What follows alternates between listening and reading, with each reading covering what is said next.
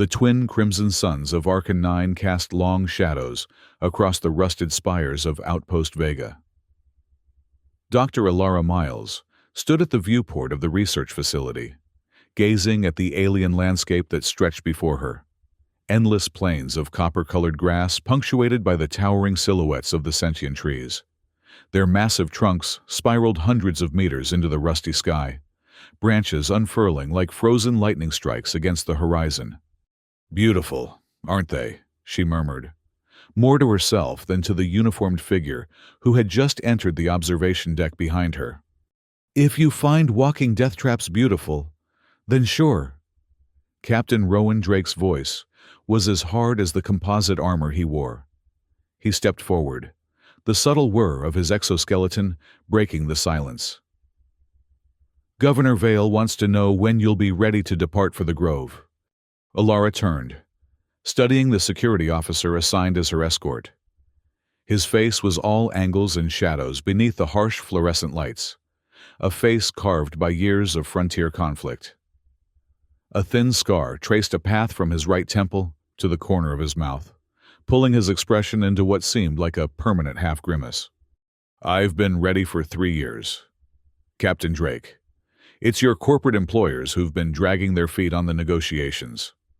She tucked a strand of auburn hair behind her ear, revealing the neural link tattoo that spiraled around her temple, the mark of a Class A xenobiologist.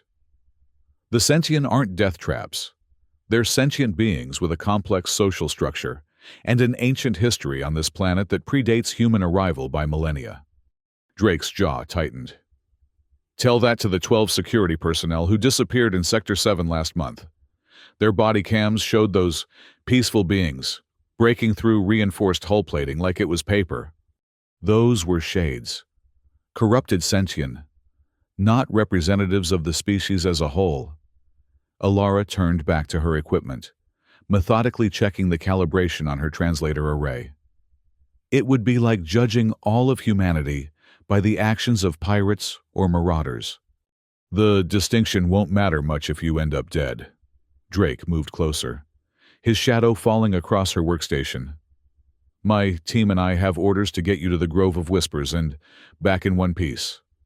Follow my lead. Obey my commands without question when we're in the field, and maybe we all make it home." Alara straightened, meeting his gaze directly. "I've spent my entire career studying xenobiological communication, Captain. 3 years specifically on sentient linguistics and cultural patterns. I'm not some corporate lackey who needs hand-holding." "Experience." Drake's laugh was hollow. "I've been fighting on the frontier for 15 years. Dr. Miles. Buried more friends than you've probably made in your lifetime. So forgive me if your academic credentials don't impress me much when it comes to survival." Before Alara could respond, the facility's communication system chimed. "Dr. Miles," came the smooth, practiced voice of Governor Sarek Vale. "I trust you and Captain Drake are becoming acquainted. The corporate board is quite eager for your expedition to commence. Our quarterly harvesting quotas are already behind schedule due to these diplomatic complications." Alara's expression darkened. "The complications being the fact that your harvesters are destroying sacred groves, Governor. Unfortunate cultural misunderstandings that your expertise will hopefully resolve." Vale's voice remained pleasant, but a cold undercurrent ran beneath it. "Remember, Doctor, the future of Archon 9's development rests heavily on your shoulders. Success means continued funding for your research program. Failure—" He let the implication hang. "We'll depart at first light," Drake cut in, his eyes never leaving Alara's face. "My team will be ready." "Excellent." The communication ended with a soft click. Silence fell between them, heavy with unspoken tension. "He doesn't care about the sentient," Alara finally said. "This is just about resources to him. And to you, it's just about research." Drake moved toward the exit. "We all have our priorities. Doctor, just make sure yours don't get us killed." As he left, Alara turned back to the viewport. In the distance, the bioluminescent glow of the sentient forest pulsed in patterns too complex for most humans to comprehend. But she had spent years deciphering those rhythms, learning their meaning. "I'll make them understand," she whispered to the alien landscape. Both sides. The crimson suns continued their slow descent, casting the world in blood-red light that gradually gave way to the ethereal blue phosphorescence of Arcan 9's night. For a moment, the spires of the human outpost and the towering sentient trees shared the same otherworldly glow, two civilizations illuminated by the same light, yet worlds apart in understanding. Dawn broke over Arcan 9 with the precision of a laser cut. The binary suns crested the horizon simultaneously, their combined radiation turning the morning mist into a sea of crimson that swirled around the transport vehicles as they departed Outpost Vega.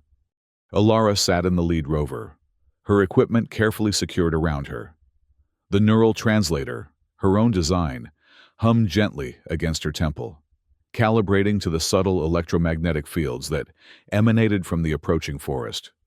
"The sentient communicate through bioelectric impulses," she explained to the security team, gathered in the transport. "Their language is partially chemical, partially electrical, like a combination of pheromones and neural signals. The translator converts these into patterns we can understand."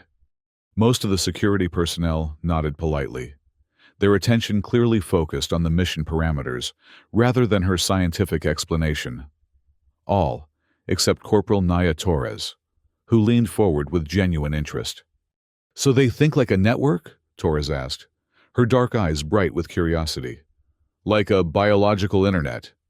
"That's actually not a bad analogy," Alara admitted, warming slightly to the young corporal. "Individual sentient maintain distinct identities, but they're connected to a shared consciousness, especially within family groves." Captain Drake, who had been reviewing tactical displays at the front of the transport, glanced back at them.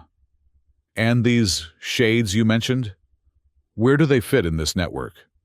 Alara's expression grew more serious. "They're sentient who've been cut off from their groves, isolated through trauma or damage. Think of them as disconnected nodes that have developed corrupted programming. They become aggressive, paranoid." "Dangerous," Drake added pointedly. "Yes," Alara conceded. "But also suffering. Imagine having part of your mind suddenly amputated." Drake's eyes narrowed slightly. "I don't have to imagine, Doctor." He tapped the side of his head where a faint metallic glint was visible beneath his close-cropped hair. A neural port, military grade. "Lost my squad link during the Proxima incident. 17 voices in my head 1 minute, nothing but silence the next." The revelation caught Alara off guard. The neural synchronization technology used by elite military units was something she'd only read about. Direct, mind-to-mind communication that linked soldiers at the neurological level. Before she could respond, the transport lurched to a halt. "Proximity alert," announced the driver. "Forest boundary approaching." Drake immediately switched back to mission mode. "All units. Final equipment check. Remember, non-lethal deterrence only, unless I give the direct order. We're here to make nice." He caught Alara's gaze. "For now." The transport doors slid open, and Alara stepped out into the alien world beyond the human settlement for the first time. The air was thick with spores that danced in the crimson sunlight, carrying complex chemical messages she was only beginning to decipher. The ground beneath her boots felt almost springy, composed of layers upon layers of decomposed sentient matter, a living carpet that had been growing for millennia. And before them stood the forest proper, a wall of massive, spiraling trunks that seemed to pulse with inner light. The sentient were nothing like earth trees.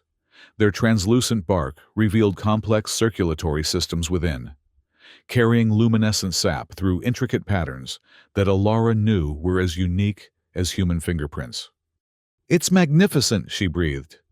Drake stepped up beside her, his hand resting casually on his sidearm. Stay close to me. The Grove of Whispers is still a 6-hour trek through territory that's seen more combat than peace in recent months.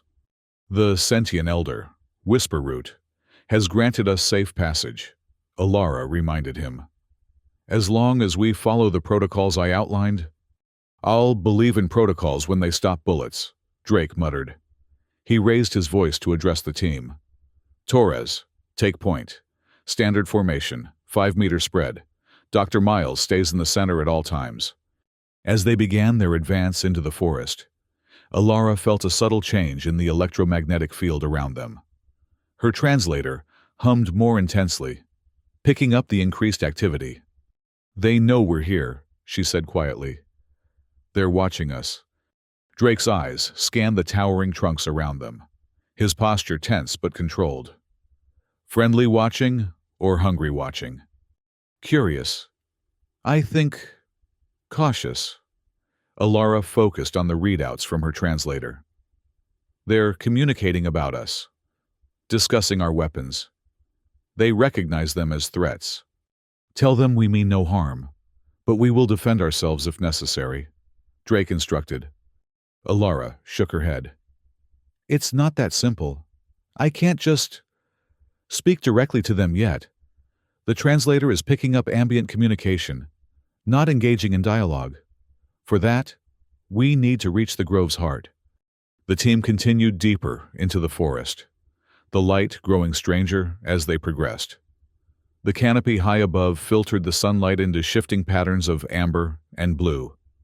Occasionally, globules of luminescent sap would descend slowly through the air around them, each one containing complex biochemical messages. Don't touch the droplets, Alara warned the team. They're harmless to us, but contact with human biochemistry could contaminate their communication system. 3 hours into their journey, Torres raised a closed fist, the signal to halt. The team froze immediately, weapons ready, but not raised. Movement ahead, Torres whispered. Approximately 20 meters, moving parallel to our path. Drake moved silently to her position, his enhanced vision focusing on the shadows between the massive trunks. I see it. Doesn't match sentient profiles. Alara joined them, her translator picking up distress signals in the forest around them. Whatever it is, it's agitating the sentient. The underbrush ahead rustled, and a creature emerged into a patch of dappled light. It resembled an earth wolf in its basic quadrupedal form, but its skin was translucent like the sentient bark, revealing a pulsing circulatory system glowing with the same bioluminescent sap. Its 6 eyes tracked them with predatory intelligence. Hybridized fauna, Alara whispered in fascination. The sentient must be incorporating DNA from local wildlife into their biosphere. That's not a science experiment, Drake hissed. That's a sentinel beast. They use them as perimeter guards. The creature lowered its head, a growl emanating from somewhere deep in its chest cavity. The sound had an unnatural harmonic quality that set Alara's teeth on edge. Nobody move, Drake ordered. Torres, prep stun rounds but hold fire. The beast took a step forward, its 6 eyes fixed on Alara with unnerving focus. It's reading my neural activity, she realized aloud. The translator. It's responding to the signals. Is that good or bad? Drake asked, his body tensing to move between her and the creature if necessary. Before Alara could respond, her translator emitted a series of electromagnetic pulses, an automatic response to the creature's approach.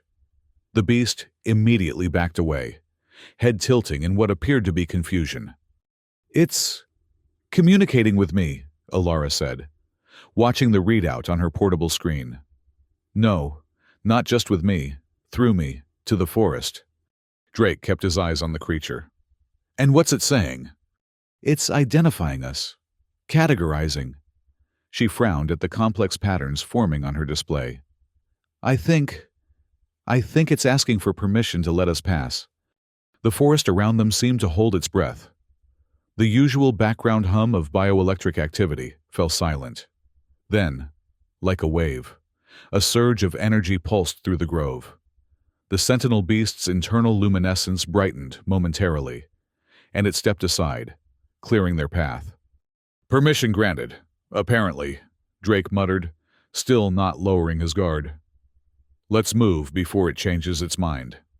As they continued deeper into the forest, Alara noticed the sentinel beast following at a distance, always keeping them in sight.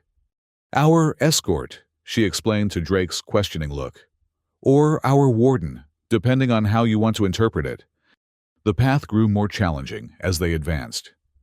The forest floor began to rise steeply, and the sentient trunks grew closer together, forcing the team to navigate through increasingly narrow passages.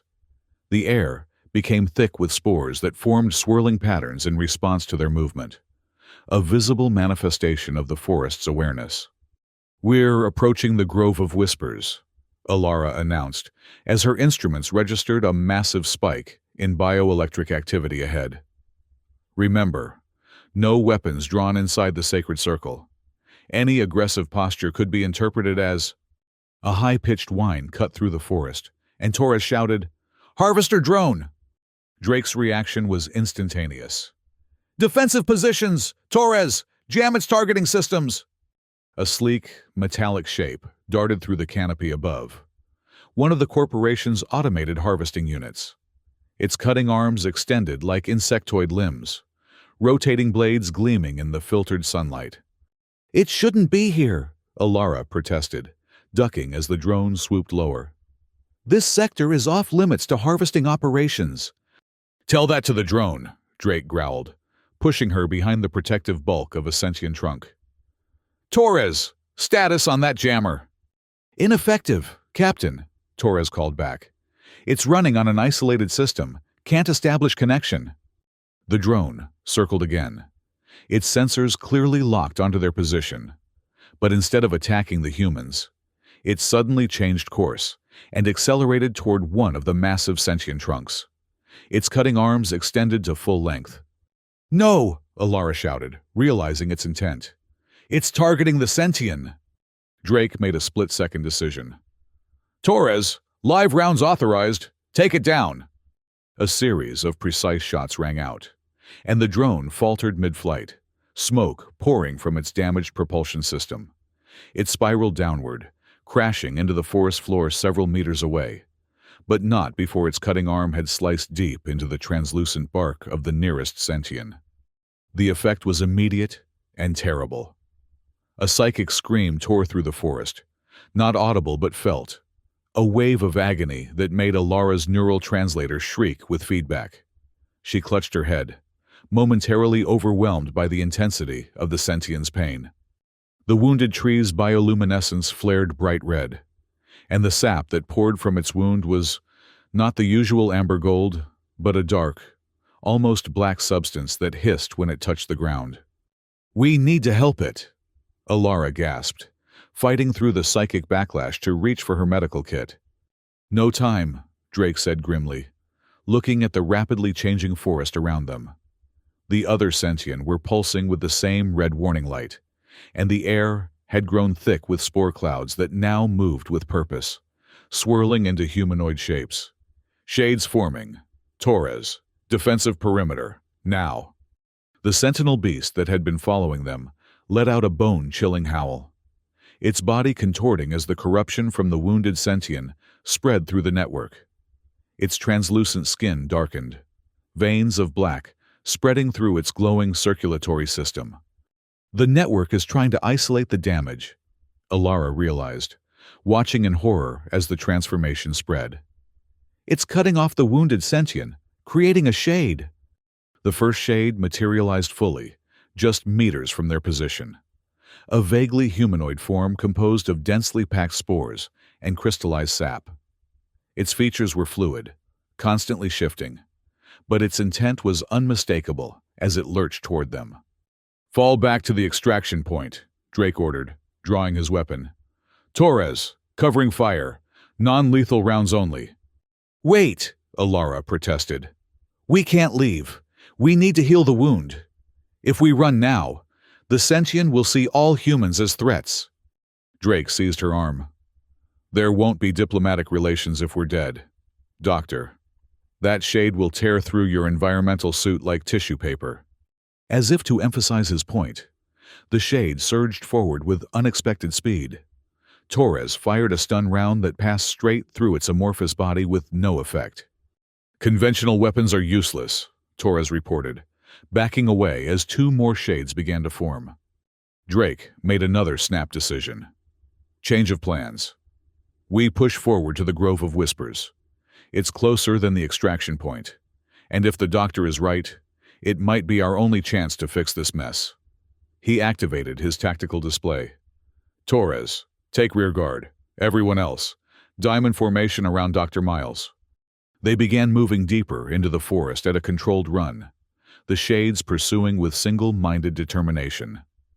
The corrupted sentinel beast had vanished into the underbrush, but Alara could hear it paralleling their course, occasionally visible as a dark shape flitting between the trunks. "The grove is just ahead," she called out, checking her instruments. "The central chamber should be—" The ground beneath them suddenly gave way. What had appeared to be solid forest floor was actually a thin layer of vegetation covering a steep, natural shaft. Drake managed to grab onto a root as he fell, catching Alara's wrist with his free hand. The rest of the team slid down the shaft, their shouts echoing as they disappeared into the darkness below. "Torres!" Drake shouted, his voice echoing down the shaft. "Alive!" came the faint reply. "Looks like some kind of underground chamber. Captain, there's light down here." Drake looked at Alara, still dangling from his grip. "Seems like we found an alternate route to the grove." With careful movements, he swung her toward a more stable section of the shaft wall, allowing her to find footing on a protruding root system. Then, instead of climbing back up, he deliberately released his hold on the upper root, controlled his slide down to join her, and continued this leapfrogging descent until they reached the bottom. They found themselves in a vast underground cavern, illuminated by the same bioluminescent light that filled the forest above. But here, the light emanated from what appeared to be the massive root systems of the sentient, a tangled network of glowing tendrils that spread across the ceiling and walls of the chamber. Torres and the rest of the team had already established a defensive position near what appeared to be a natural stone dais at the center of the chamber. "No sign of the shades," Torres reported as Drake and Alara approached. "I don't think they can follow us down here." "Or this is where they wanted us all along," Drake muttered, scanning the chamber with practiced wariness. "This isn't a random cave. Look at the construction." Alara followed his gaze and realized he was right. What she had initially taken for natural rock formations were actually carefully placed stone structures, columns and arches that complemented rather than contained the living root system. "This is it," she breathed, her translator humming with activity. "The Grove of Whispers, not above ground, but below, where the roots connect." A deep vibration passed through the chamber, more felt than heard. The bioluminescent roots pulsed in synchronized patterns, and Alara's translator struggled to keep up with the sudden flood of data. "Something's coming," Drake warned, motioning the team to tighten their formation. The root system at the far end of the chamber began to twist and reshape itself, forming into a massive, vaguely humanoid figure that towered over them. It had no distinct facial features, merely suggestions of eyes and mouth in a face composed entirely of intertwined, glowing tendrils. "Whisper Root," Alara identified the entity, her voice hushed with awe. "The sentient elder." The figure raised what might have been an arm, pointing directly at Alara. A surge of bioelectric energy rushed through the chamber, overwhelming her translator's filtering systems. Images and emotions flooded her mind: anger, accusation, betrayal. "It blames us for the attack," she gasped, struggling to process the alien communication. "It sees the Harvester drone as evidence of human treachery." Drake stepped forward, placing himself between Alara and the sentient elder. "Tell it the drone was not under our control. Tell it we came in peace." Alara adjusted her translator settings, attempting to form a response that the sentient network would understand. "I'm trying, but the concepts don't translate directly. I need to—" She hesitated, then reached up to enhance the neural link between her translator and her own nervous system, a dangerous modification that would allow direct interface with the sentient communication network. "What are you doing?" Drake demanded, noticing her adjustments. "The only way to convince them is to let them read my intentions directly," she explained, wincing as the enhanced connection sent tendrils of pain through her skull. "I need to open my mind to the network." "That's too dangerous," Drake objected. "You have no idea what that level of alien contact could do to your brain." "It's the only way." Alara finished the adjustment and stepped forward, moving past Drake to address Whisperroot directly. "I offer truth," she said aloud, the translator converting her words into pulses of bioelectric energy. The chamber fell silent as the connection established. Alara's body went rigid, her eyes wide but unseeing, as her consciousness partially merged with the sentient network. Images flashed through her mind. The history of Archon 9 from the sentient perspective. The arrival of humans. The beginning of the harvesting. The pain of severed connections as entire groves were destroyed. And with terrible clarity, she understood something she had not fully grasped before. The harvester drones weren't just collecting resources. They were mutilating a sentient species, cutting away parts of a vast, interconnected mind. Each harvest created more shades, more corruption in the network. "They're dying," she whispered, tears streaming down her face as the knowledge overwhelmed her. Every harvest kills more of the collective consciousness. The alien presence in her mind shifted, focusing now on her own memories, examining her intentions, her research, her genuine desire for peaceful coexistence. But it also found her complicity, the funding she had accepted from the corporation, the blind eye she had turned to the harvesting operations in her pursuit of knowledge. With a gasp, Alara was thrust back into her own consciousness as Whisperroot severed the connection. She stumbled backward, and Drake caught her before she could fall. "What happened?" he demanded. "What did it show you?" Before she could answer, a rumble shook the chamber. Cracks appeared in the ceiling, and through them poured the dark, corrupted form of shades. Dozens of them, materializing from the wounded sections of the network above. "It was a test," Alara realized, her voice hollow. "And I failed. Whisperroot knows I came here with noble intentions, but it also saw that I've been complicit in the corporation's actions. It's rejecting our offer of negotiation." Drake pulled her toward the team's position as the shades began to encircle them. "So much for diplomacy. Torres, defensive formation. Non-lethal rounds only. We need these things alive if we want any chance of the Doctor fixing this mess." The security team formed a tight circle, their weapons charged with stun rounds that slowed, but did not stop the advancing shades. For each one temporarily disrupted, two more took its place. "There are too many," Torres called out, her weapon's charge indicator already blinking low. "We can't hold them all." Drake assessed the situation with cold calculation. "The dais," he decided. "Fall back to the central platform. It's the most defensible position, and—" He glanced at Whisperroot, still watching impassively from across the chamber. "And maybe putting ourselves at the heart of their sacred space will force them to reconsider." The team retreated step by step to the stone dais, forming a tight perimeter around Alara. The shades followed but did not immediately attack once the humans reached the platform. Instead, they circled like predators, their amorphous forms rippling with malevolent energy.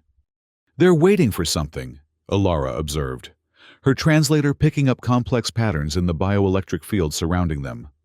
Drake nodded grimly. "Orders. They're waiting for Whisperroot to decide our fate." As if summoned by his words, the massive form of the sentient elder began to approach, moving with fluid grace despite its size. The shades parted to allow it passage, their agitation visibly increasing as it neared. "It's coming to pronounce judgment," Alara whispered. "Captain, if it decides against us, those shades will tear us apart in seconds." Drake's expression hardened. "Then we'd better be very convincing." He turned to her, his voice low and urgent. "You've seen inside their mind. What do they value most? What would make them listen?" Alara searched through the flood of alien memories and emotions that still lingered in her consciousness. "Connection," she finally said. "They value the integrity of the network above all else. Severed connections, isolation, that's what creates the shades. What causes corruption. So we need to demonstrate connection," Drake concluded. He looked at his team, then back to the approaching elder. "How?" Before Alara could answer, one of the shades broke formation, lunging toward her with startling speed. Drake reacted instantly, activating the shield generator built into his armor. The protective energy field expanded outward, knocking the shade back, but not before its corrupted essence made contact with the shield. The effect was catastrophic. The shade's biochemistry reacted violently with the shield's energy matrix, creating a cascading failure that spread through Drake's armor systems. Warning lights flashed across his tactical display as the armor's power core began to overload. "Captain!" Torres shouted, moving to assist him. "Stay in formation!" Drake ordered, his voice tight with pain as he struggled to manually disengage the malfunctioning armor. The shield generator was already beyond salvaging, its circuits fused by the biochemical reaction. Alara rushed to his side, helping him remove the damaged components before they could cause further harm. "The shade's corrupted sap must have catalyzed a reaction with the shield's energy field," she explained, working quickly to disconnect power couplings. "Save the science lesson," Drake grunted, finally managing to disengage the chest plate of his armor. The skin beneath was already showing signs of radiation burns where the malfunctioning systems had made contact. "Focus on staying alive." Whisper Root had halted its approach, observing this interaction with what appeared to be curiosity. The surrounding shades continued their menacing circle, but made no further attacks. Alara looked from the injured captain to the towering elder, a desperate plan forming in her mind. "Connection," she murmured. "We need to demonstrate connection." She turned to Drake, her expression resolute.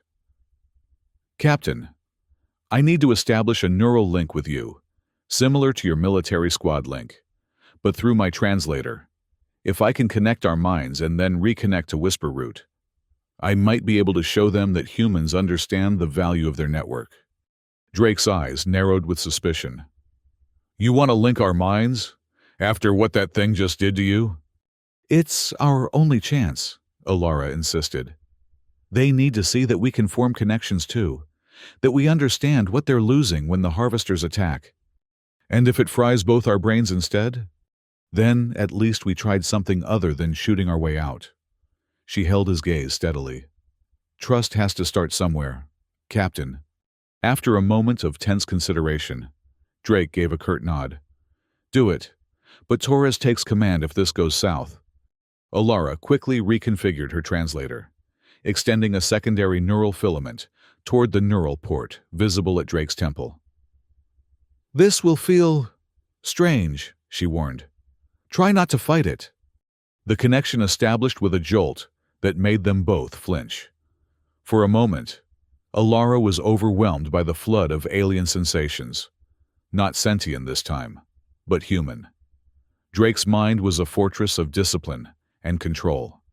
But beneath that lay currents of memory and emotion so intense, they nearly swept her consciousness away. She saw flashes of battles on distant worlds, felt the phantom sensation of neural connections to squadmates long dead, experienced the hollow ache of their silence. Behind the hardened exterior of the security captain lay years of loss. Each death, another voice gone quiet in his mind. "Too much," Drake gasped, his hands clenching into fists as he experienced a similar flood from her consciousness, her academic passion, her genuine wonder at alien life, her growing horror at the realization of her own complicity in the sentient suffering. "Focus," Alara managed, fighting to stabilize the connection. "We need to approach Whisper Root together." Supporting each other, they stepped forward, moving as one toward the waiting elder. Alara extended her hand, the translator pulsing with the combined neural patterns of both humans. "We offer truth," she said again. But this time the words carried the weight of shared consciousness behind them. Whisper Root's form shimmered, tendrils extending toward them. One massive appendage reached out, hovering just above their joined hands. "We show you connection," Alara continued, Drake's strength flowing through their link to steady her. "We offer healing." A moment of perfect stillness hung in the chamber. Then, with deliberate slowness, Whisper Root's tendril made contact with their outstretched hands. The connection that formed was unlike anything Alara had experienced in her years of xenobiological research. The sentient consciousness flowed through their joined minds like a vast, ancient river, carrying with it the accumulated wisdom of millennia. But now, instead of overwhelming her, the alien thoughts were filtered and supported by Drake's disciplined mind, his military neural training providing structure to the chaotic flood of information. Through this three-way connection, understanding flowed in all directions. Whisper Root witnessed the genuine horror both humans felt at the realization of what the harvesting operations truly meant. It sensed Drake's ingrained protective instinct, not just for his team, but for all life under his care. It explored Alara's deep commitment to communication between species, her belief in the possibility of coexistence, and in return, the humans received a clarity of understanding that no amount of conventional research could have provided. The sentient were not merely tree-like beings with a shared network. They were a single, vast organism that had evolved over millions of years, developing specialized units that appeared individual but remained fundamentally connected. The harvesters weren't just collecting resources. They were systematically dismembering a single conscious entity. When the connection finally broke, all three participants staggered back. The shades around them had grown still, no longer menacing, but waiting, responding to Whisper Root's unspoken command. "It understands," Alara whispered, her voice hoarse with emotion. "It sees that we didn't know, that I didn't fully comprehend what the harvesting meant." Drake's expression was grim but resolute. "And it showed us what's really at stake." He looked up at Whisper Root. "But understanding isn't enough. We need action." As if in response to his words, the massive elder gestured toward the wounded ceiling of the chamber. The corrupted areas where the shades had emerged began to pulse with renewed light. Slowly, the darkness that had spread through those sections began to recede. "It's healing the network," Alara realized, watching the process with wonder. Re-establishing the severed connections. The shades around them shuddered and began to lose cohesion, their corrupted essence being drawn back into the restored sections of the network. But one, the largest and most fully formed, resisted the pull, lurching instead toward Alara with renewed aggression. Drake saw the movement and reacted without hesitation. Despite his injured state and damaged armor, he threw himself between Alara and the attacking shade. Without his shield, he had only his body to protect her, and the shade's corrupted essence made direct contact with his exposed skin. The pain was immediate and excruciating. Drake fell to one knee, his flesh blistering where the shade's essence burned like acid. Torres and the security team opened fire, their stun rounds finally having effect as the shade's connection to the corrupted network weakened. "Rowan!" Alara cried out, using his first name without thinking as she rushed to his side. The sight of his suffering taken on willingly to protect her, broke something inside her. Months of tension, of professional distance and mutual distrust, collapsed in the face of his sacrifice. "I hate you!" she screamed. The words torn from her throat by a storm of conflicting emotions, Anger at his stubborn recklessness, fear for his life, rage at the situation that had brought them here. I hate that you have to be right about the dangers. I hate that people keep dying to protect me and my naive ideals. Drake looked up at her. Pain etched in every line of his face, but a strange calmness in his eyes. That's step one, he said, his voice surprisingly steady. Now let's work on respect. The Shade made one final lunge toward them. But this time, it was met by the direct intervention of Whisper Root. A surge of pure, untainted bioluminescence erupted from the Elder's form, engulfing the corrupted Shade. For a moment, the chamber was filled with blinding light as the last of the corruption was purged from the network. When the light faded, the Shade was gone. In its place stood a small, newly formed sentient sapling, its translucent trunk pulsing with healthy amber light. Rebirth, Alara whispered in wonder. It healed the corruption completely. Drake grimaced as she helped him to his feet. Great. Now how about some of that healing for the human too? Whisper Root approached them once more, its massive form towering over the injured captain. With gentle precision that belied its enormous size, it extended a tendril toward Drake's wounded flesh. A drop of pure, golden sap fell upon the chemical burns, spreading across them like living light. The effect was immediate. The angry red blisters began to fade, new skin forming beneath the healing sap. Drake flexed his arm experimentally, surprise evident on his face. Well, he said, that's certainly more effective than our medkits. Alara turned to Whisper Root, her translator converting her words into pulses of bioelectric energy. Thank you. We understand now what we must do. The sentient elder's response came not in words, but in a series of images and emotions that Alara's translator rendered into concepts she could comprehend.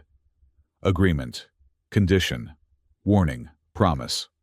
It will allow limited human presence on Archon 9, she translated for the team.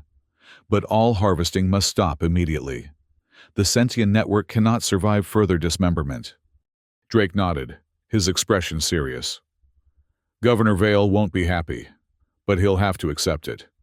The corporation can't afford another incident like today. Not with witnesses. He glanced at his team. And we are all witnesses. Torres stepped forward. We're with you, Captain. What happened here? It changes everything.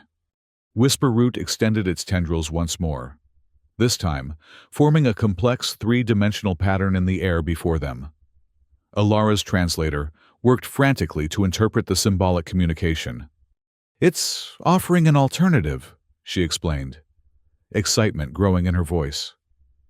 The sentient naturally shed outer layers of their structure during certain seasonal cycles. These shed materials contain many of the compounds the corporation has been harvesting, but collecting them would cause no harm to the network. Sustainable harvesting, Drake summarized. Will it be enough to satisfy Vale and the board? It will have to be, Alara said firmly. Because I'm going to make sure this information reaches Earth Central, not just the corporate headquarters. What's happening here isn't just unethical. It's potentially genocide of a sentient species. Drake studied her for a moment, then nodded. You'll have the full support of my testimony and my team's... A hint of a smile touched his scarred face. Step 2 of respect. Standing together when it matters. As they prepared to leave the underground chamber, Whisper Root had one final communication. A series of pulses that Alara's translator initially struggled to interpret. It's addressing you specifically, Captain, she finally said, frowning at the complex patterns. Something about echoes? No, voices. It says, the silenced voices remain connected in ways beyond neural technology. Drake went very still, his expression unreadable. Ask it what it means. Alara relayed the question, and Whisper Root's response came as a gentle wave of bioluminescence that washed over Drake's neural port. For a brief moment, Drake's eyes widened in shock, and he pressed his hand to the side of his head. Captain, Torres asked, concerned. Are you all right? Fine, he said, his voice slightly unsteady. It's nothing. But the look he exchanged with Alara told her it was far from nothing. Later, as they made their way back to the surface through passages that Whisper Root had revealed to them, Drake fell into step beside Alara.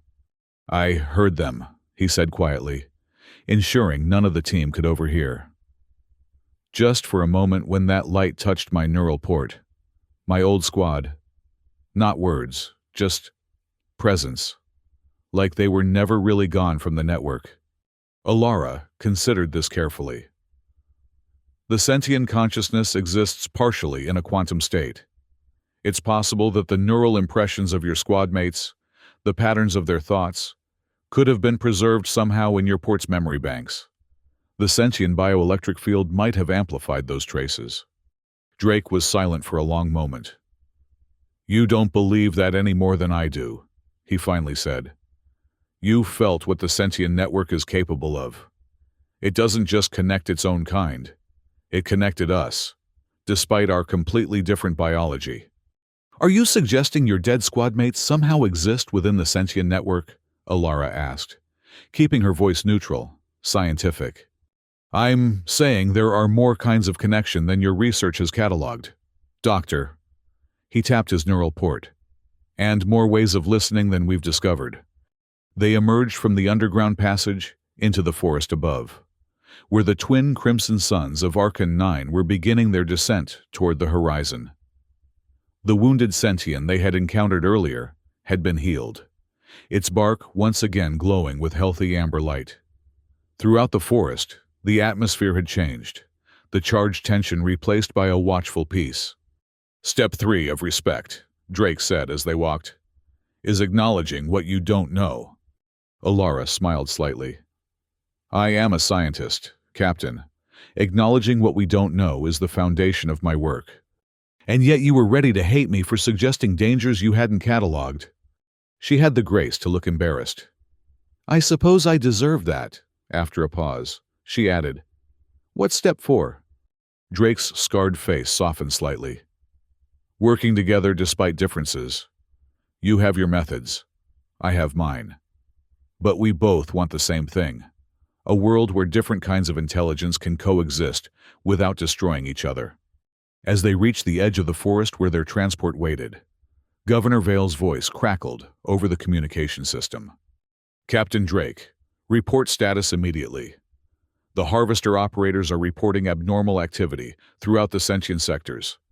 What's happening down there?" Drake and Alara exchanged a look of shared resolve. "Evolution, Governor," Drake replied. "The kind that changes everything." He switched off the communication before Vale could respond and turned to Alara. "Ready to rewrite the future of Archon 9, Dr. Miles?" Alara looked back at the forest, where the bioluminescent glow was growing stronger as the sun set. She thought of Whisper Root and the ancient wisdom it had shared, of the corrupted shades healed and reborn, of the possibilities that opened when different forms of intelligence found ways to connect rather than conflict. "More than ready, Captain Drake," she answered. "Though I suspect it won't be easy. Few things worth doing are," he said, the ghost of a smile touching his lips. "But that's step 5 of respect, committing to the hard path when it's the right one." As they boarded the transport to return to Outpost Vega, the sentient forest behind them pulsed once with a synchronized wave of light, a farewell, or perhaps a promise. The message required no translator, connection established, understanding begun, respect earned. The twin crimson suns of Archon 9 slipped below the horizon, casting the world in deepening shades of blue as the sentient's natural bioluminescence became the primary source of light. In that ethereal glow, the human outpost and the ancient forest shared the same illumination, two different forms of intelligence preparing, at last, to coexist. Torres secured the transport doors as the engines hummed to life. "So, where to now, Captain? Back to the outpost to face Governor Vale's wrath?" Drake looked at Alara, who was already making notes on her datapad, no doubt planning how to present their case to Earth Central. "Now," he said. "We start the real work, building respect between worlds, one step at a time." The transport rose smoothly into the air, leaving the grove of whispers behind but carrying its wisdom with them. A new connection forged between different minds, different species, different ways of being. Not perfect, not complete, but a beginning. And in the complex dance of coexistence, beginnings were often the hardest part.